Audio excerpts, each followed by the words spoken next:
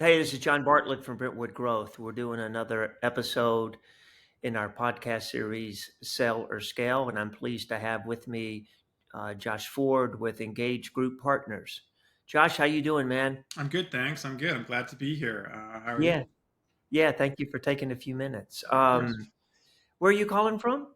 I'm from Toronto in Canada, Right. but my business is in the States, Okay. Good. mostly Good. Michigan, North Carolina, Washington. Well, cool. Well, cool. So let's use that as a segue. Tell us a little bit about your background Mhm. and how you got into the investing acquisition space and a little bit about your group and what it is that you guys are looking for. Sure, yeah.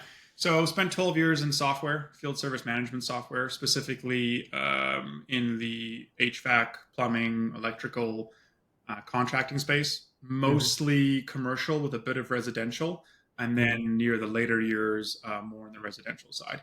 Hmm. Realizing early on that these businesses can be quite profitable, can stand recessions, give or take, let's say 5 or 10%, depending on where you are geographically, and realized early on that I wanted to be involved from a brick and mortar side of business ownership versus software or just large investment groups.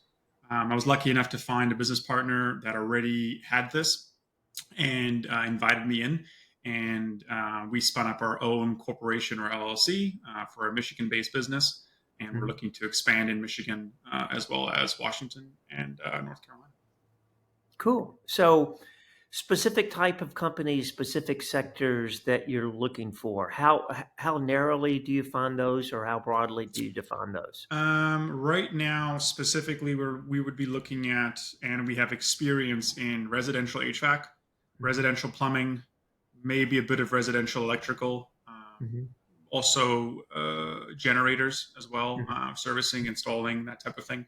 Hmm. Try to stay away from new construction. Hmm. There are a lot of benefits of new construction, but also a lot of risks depending on how much capital you have to sustain large projects. Also, Right. gross margins typically aren't as favorable as residential.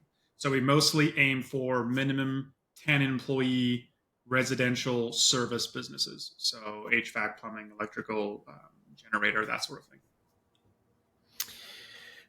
When you're looking at a business and you're thinking about how the business has been able to scale to a certain level, and you're thinking about what you can do to help the business grow or improve the financial efficiency within the business itself, what are some key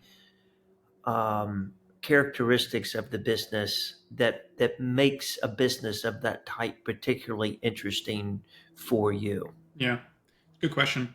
Typically, when I look for a business, I'm looking for minimum 10 employees. I want double digits. I have found 9 times out of 10, anything less than that requires more hand holding, more micromanagement Right.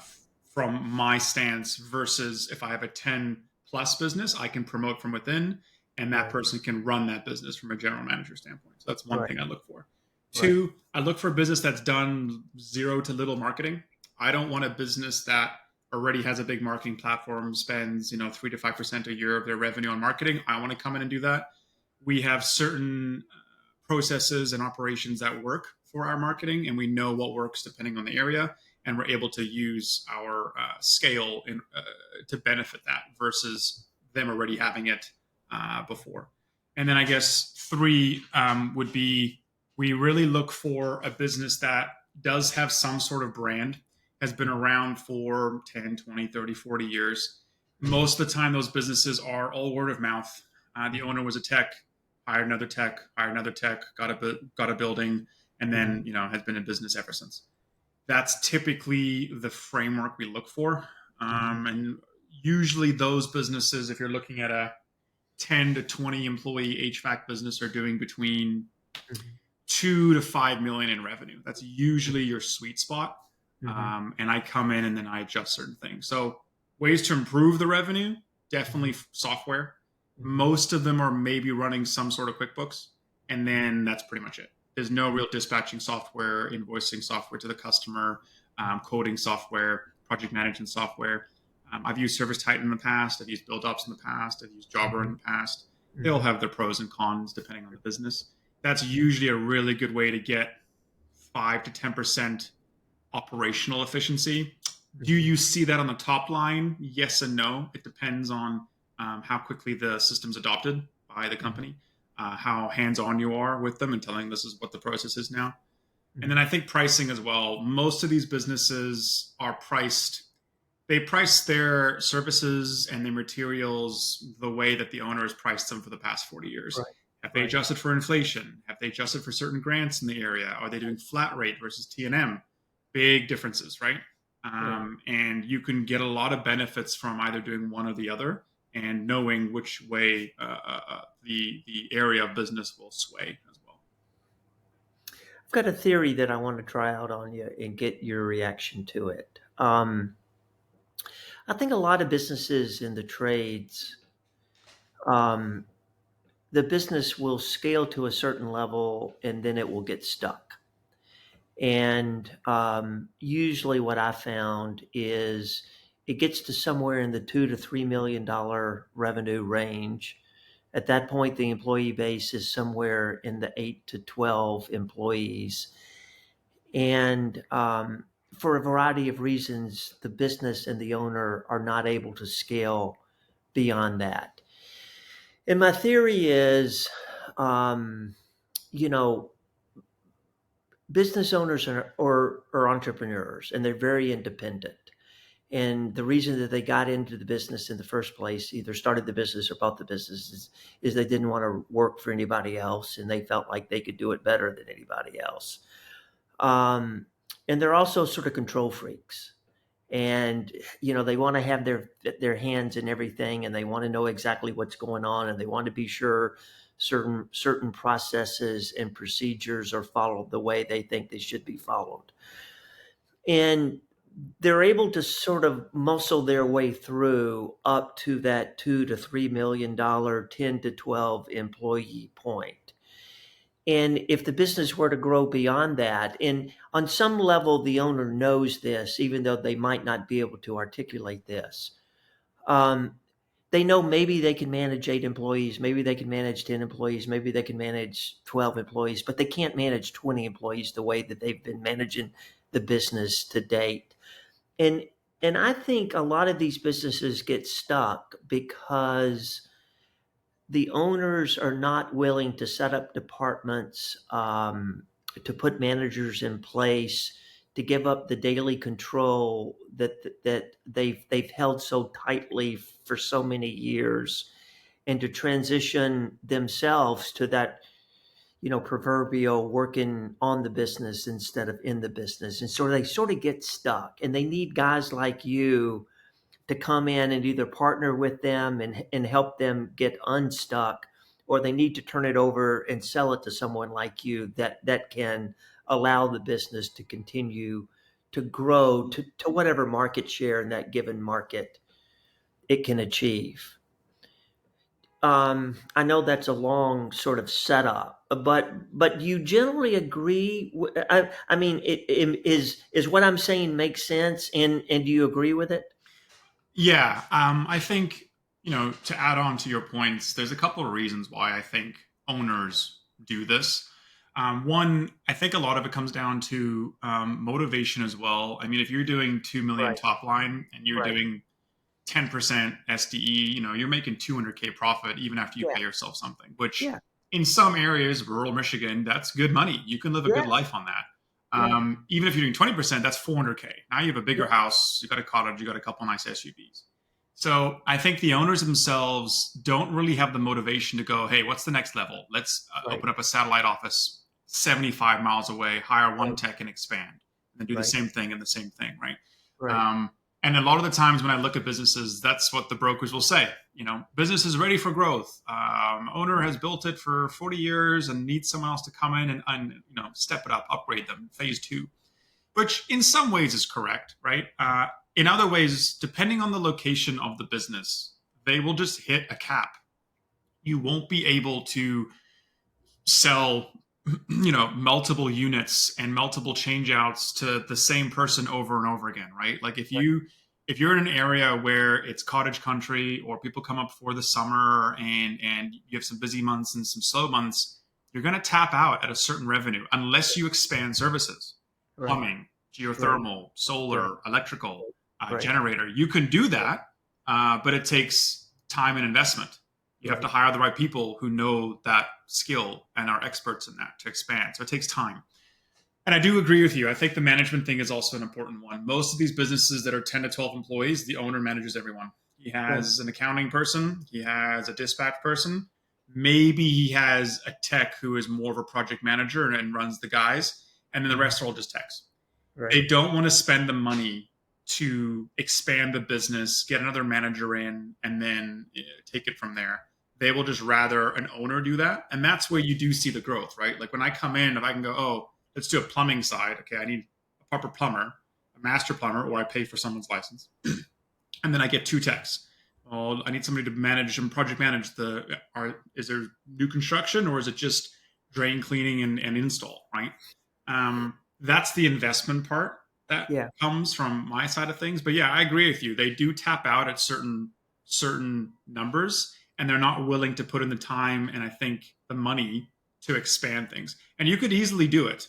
A lot of these places are close to bigger towns, and Mhm. if you just take your current brand that has 300 Google reviews and you slowly but surely expand, maybe you Mhm. open up a tech who lives further away, but he Right. keeps things in his truck and he comes in Right. once a week, right? You can definitely do that, and then you can increase your top line, right? Got it. Got it. When you're thinking about valuations, how do you evaluate what you think a business is worth? And parallel to that, once you arrive at that headline number, how are you structuring the deal from the seller's perspective? Yeah, that's another good question because lately, the market's been interesting. I think years ago, before the huge private equity um, inquiries, people Right. were selling at 2.5 to 3x their profit, Right. EBITDA, SDE, Right. 3-year annualized average, Right. and you work out a deal and you go from there. Maybe you do Right. a seller's note because you lower your loan and you pay him only 5% and the rate's 9%, so you save Right. 4%. Great. Now rates are higher, way more. I'd say there's more competition, but there's not a lot of good competition. Right. I have found that there's a lot of private equity firms, like the Apexes of the world, that are buying up shops left, right, and center. But when you look into those shops a year or two later and you ask, well, one, how many of the techs or the employees that were there before are still there? Probably a Right. lot less. Right. How many of them are actually happy with the strategy of how they're doing things now? Is the community happy with the business now versus what it was before? It would Mhm. be very interesting to see that take on things. And I think that is a stigma now that most businesses are afraid of. And if you strategically place yourself in between that, you Mhm. can do quite well as long as you have the backing, right? Um, but yeah, typically, if you're making 500 SK, 500K SDE a year, I Mhm. would 3x it. If you have a phenomenal website, a phenomenal customer base, tons of Google reviews, you've just expanded, and there's other options of revenue, and you have someone who I know, I can go, hey, that guy Austin is fantastic. He could probably run the shop. That's a Right. huge advantage, right? Right. Then I'll Right. up it a bit, 3.2, 3.5, right? Okay, so going back to your example, it's doing 500 of SDE free cash flow, Mhm. true profits with all the add backs and all the adjustments. You take that 500, you would price it roughly at 3 times, and so you're going Yeah, to pay out. 1.5 to like 1.7.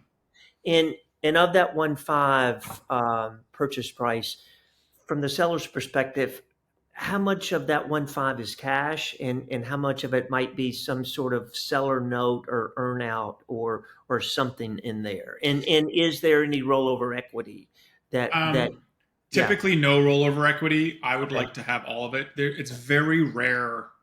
right, It's very rare that I would keep the owner on past 3 to 6 months. Usually, you right, keep him on for the license, and then right, you hope that right. someone else picks up the license, or you have your own guy that has a license and he comes in. Yeah, Really, yeah, the only reason you keep him on payroll.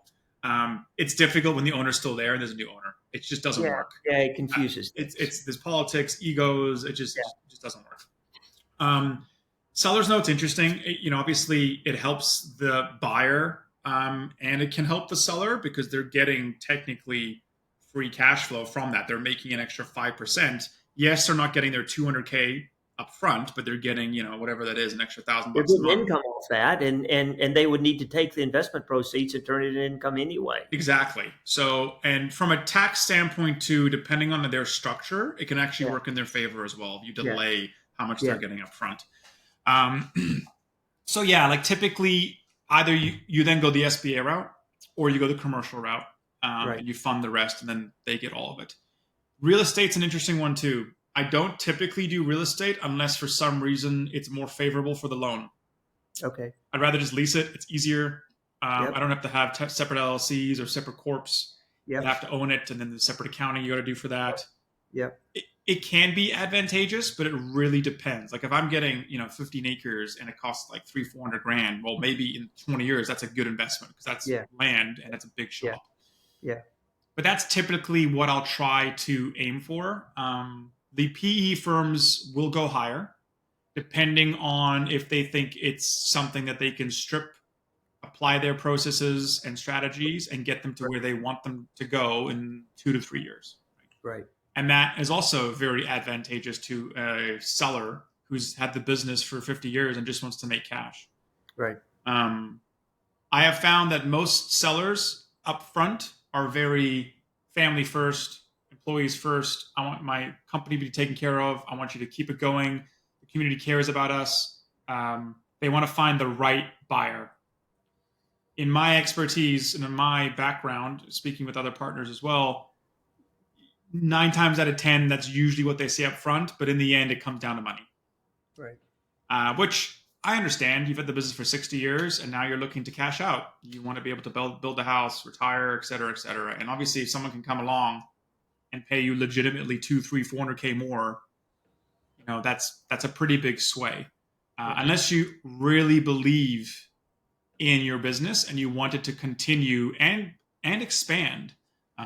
Some owners really want a buyer to make it better and improve upon what they did, and they just can't do it anymore. They're 70, 75, 80, and they just don't have the time, the energy, or the health to do it. So when a seller is looking at your offer and he's comparing it to maybe a couple of other offers that they have, and there might be a larger private equity firm that can pay more and is willing to pay more. Let's say you're 10% within spitting distance of where that higher offer is, and there's not like there's a 30 to 40% gap. Yeah. There's a gap, but it's a reasonable gap. Your pitch to that seller as compared to that institutional private equity guy, what are you pitching to him on why he should choose your bid, even though it's 10 to 15% less? I guess it comes down to a couple things. One, and I've recently done this and it worked quite well, is I would want the current owner to speak to another shop that I have, and speak to the GM. Say, hey, yeah, we got bought out a year ago. Josh and John came in and bought us, and it's been 3 times better, and here's why. Right. That can work really well. Right. Obviously, you want to prep your GM beforehand, and I mean, obviously, you don't want him to lie or anything like that. And if you do have a business that's done arguably better and everyone is in a better place and everyone's earning a bit more or everyone's more comfortable or the benefits are better, they're going to sing your praises. That helps a lot.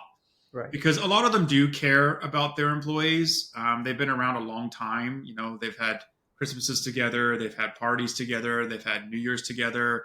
Those things matter. And if you can pitch that you are going to take care of their family, mm-hmm. and you're going to improve upon it, you mm-hmm. could easily get 10 to 30% out of that. Right. Now, they say no, then that's just not the business for you, because you know that owner only cares about how much money he's getting into his bank account. Right. And then his employees will probably suffer because of that in the long run, and then you may pick it up for cheaper down the road. Right. Okay, good. And thank you for that. Okay, so you found a business, you've made an offer, the offer's been accepted. Um, what are the next steps that the process needs to go through before you're able to close on that deal? What what are those steps? How do you think about those steps? And how long does that process typically take? So if you're doing the SBA route and you are going to be underwritten on the loan and your partner is going to be underwritten on the loan, SBA has to do all their financial due Right, diligence.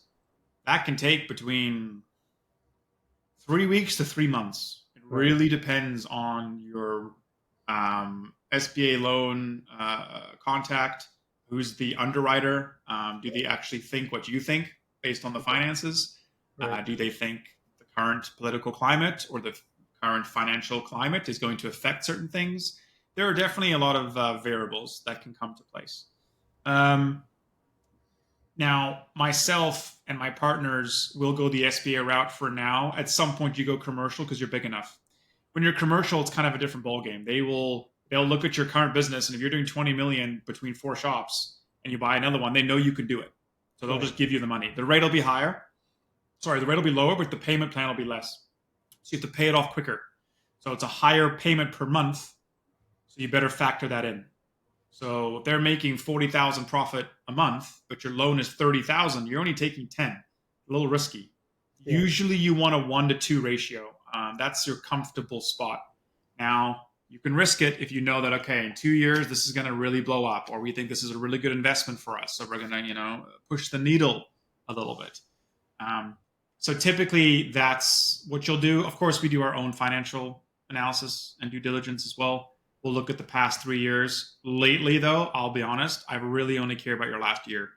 right. I have found that in all the businesses I've looked at, and I've looked at multiple LOIs and multiple businesses, it's like, oh, their average over 3 years is 500K, but then they're, 2024, you're like, well, it was only 300K. What happened? What Yeah, changed?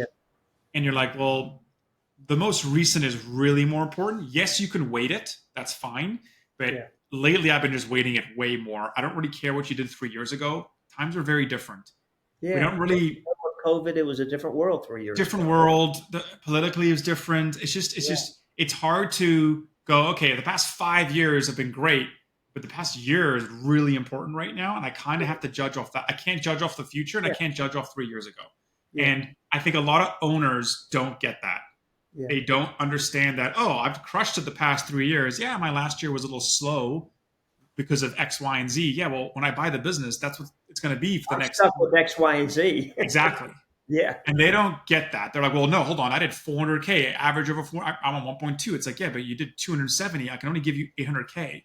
right. And they're like, well, that's way too. Well, that's what it is. I can't. Numbers Like, are you're the not going to numbers. do these numbers. Yeah, So, yeah, yeah, yeah. and they don't get Okay, that. so you've got the financing component that can take 3 weeks to 3 months. Yeah. Other than getting the loan in place, that might be 50 to 60% of the purchase price, Yep. whatever the leverage is. What are the other pieces from a quality of earnings, from a diligence, from a legal standpoint that needs to take place over this period of Yeah. time? So you set up another LLC to own it. You set up another LLC if there's real estate. You make sure that all the employees are bought in as much as possible. To be fair, you can buy the business and day one everyone can quit. That's the risk, right? And you don't have any control over that, really, right? The business I bought in the past, day one we buy it, a couple of the techs aren't happy, and they go start their own shop. Right. It is what it That's is, right? You can't control that. Obviously, from a software standpoint, too, we look at what software we're going to implement. What are they going to use? Are we going to transition their accounting system as well to a different version, like our other shops? And you have to get adoption with that too, and you have to be able to sell that to the right, employees, right? right. And that's really, really important. Once you have the shop, you can't do too much change right away, or else things will not get adopted. You've really got to be careful with that. Ed, you you mentioned the employees, and so from the time the LOI is accepted until closing, that period of time can be 2 to 3 months. You've done a bunch of these deals. At what point does the owner seller begin to bring other employees into the conversation And how soon or how late in that process do you want those employees brought into that conversation? Yeah, that's an interesting one, and it really depends on the culture of the business, how long the business has been in business for. If I know that a certain tech is going to take over, Yeah, and I would honestly want him involved earlier. I want yeah, to make sure he's bought in. I want to make sure that he gets it and he sees our vision and he goes, "Hey, I have four other shops with three other GMs who've been promoted to VPs and they're now on the management yeah, side of the yeah, whole yeah. thing." And that could be you. You From could a be earning career standpoint, 150. this is a good thing for you. Exactly. I want to sell that early on. And what I've done lately as well is once the LOI is done or I'm happy with it or they accept it, depending on the size of the deal, I may fly out there earlier and go and meet the owner and Right. say, "Hey, this is my vision for your business. This is what I want to do. This is what I've done in the past 4 times. Go and call these two people. They'll vet it. And this is what I'm looking for." That also helps with getting the LOI, right? If I know I have to compete against two other people, I will 100% fly down there and take them out for dinner and say, "This is our strategy. I know what the big firms do and I know what the little guys do. And I'm coming in with the best of both worlds." Right. Yes, that's hard to believe. And I Yeah. understand that. And we're going to make some mistakes like everyone does. And I think that's the biggest thing. You just got to be open and honest. And a lot of the owners aren't like that with their employees. Like most of Yeah. the shops we buy, Yeah. I'm like, "Here's the P&L. We made $2,000 last month. So no bonuses aren't going out, or no, I didn't make any money. If anything, I'm losing money because I invested and Yeah. you're getting a paycheck to run the shop. I'm not getting anything." And they go, "Oh, wow. Okay. So now I see why you're making the decisions that you're making." Right. That's interesting. Um, Most of the businesses you said that you're looking at and you're buying, they're probably owners that are in their 60s and they're not rolling any equity, and there's a relatively quick transition and a definite transition plan, 3 months, 6 months, and they're out. What is that, the 3 to 6 months that they're still there before they sail off into the sunset, move to Florida and play with the grandkids? What does that 3 to 6 months look like for them? I've seen it a couple of ways. One, they're heavily involved. They still want to help with sales. They know a lot of people in the area. They want to make sure the business thrives. And I've seen the other one where the guy just disappears, gone. See ya. Yeah, Technically, he's still there for 6 months, but we don't hear from him. yeah, yeah, It's really one or the other. yeah, Sometimes you get the intermediate where the guy's like kind of involved, kind of not. He tries to give all of his contacts, his Rolodex, his experience to the person taking over. But right. once you get your money, you're going to be checked out a bit, Of and course you are. understandably. Of course you So are. yeah. Final questions as we're sort of wrapping up here. As owners are thinking about embarking potentially on this journey, what are the suggestions that you would encourage them to really think through? Twofold, both in terms of, is the business really ready to go through a process like this, to be appealing to a buyer like you? And are they, as an individual owner, are they really ready to sell the business and move on to the next chapter of their life? If you were, if you, if you had 10 of these owners in the room and they're thinking about this, what are the two or three things you might say in terms of helping them think about, is the business ready to be sold and are you ready to sell the business? Yeah, I mean, I would love to do that. I would love to speak to 10 current owners in their 50s, 60s, and 70s who are looking to exit. Maybe it's on the down low and they don't want people to know. Maybe it's not. But there's definitely some education that can be Yeah, taught on that side of things. yeah, The first thing would be is if you're wanting to sell your business, do you have a business that's sellable? Just because you're making enough money to pay yourself a great salary and your wife a great salary and your kids a great salary doesn't mean it is a sellable business, regardless of how much revenue you are making. If you're making 10 million a year and your net income or your SDE is 200K, that's not great. And that's not a sellable business. It doesn't matter that you're getting 10 million in revenue. It matters what is the profit at the end of the day, right? And a owner or a new owner is going to want to go, "Oh, okay, well, I, as an investor, can make X each year with a management team in place that's running the business, and I don't have to come in and micromanage, right? They're going to want to know that there's someone there that can run the business, whether that be a tech, someone they can bring in. Do you have that set up, right? Which means you need to talk to someone in the business saying, hey, I'm looking at selling. I want you to run the shop with this new buyer or owner.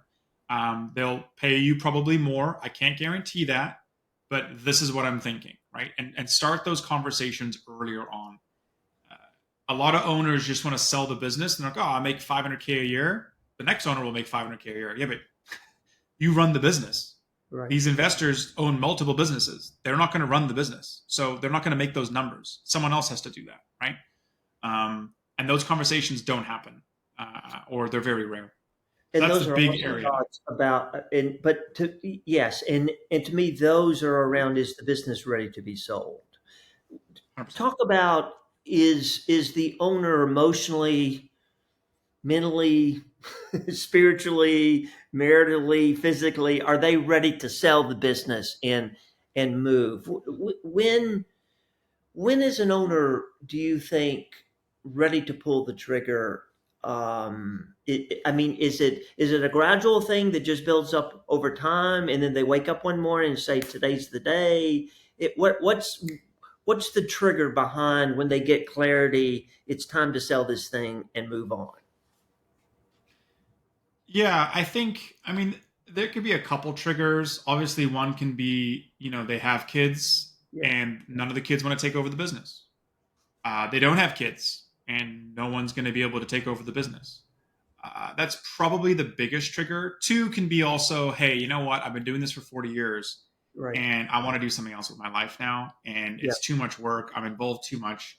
And a lot of these owners are still going on jobs. They're still helping installs. They're still project managing. They never actually became an owner of a business where you step back and you hire excellent people to take on that work and learn, and then you are the owner, and yes, you risked a lot of your time and your money for years, and now you reap the rewards.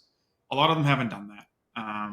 They only know to work with their hands, and they get rewarded for that, but they haven't learned to take a step back and get management involved, and it's very difficult to do that. It's very hard to give up on your baby, on your child, which is your business.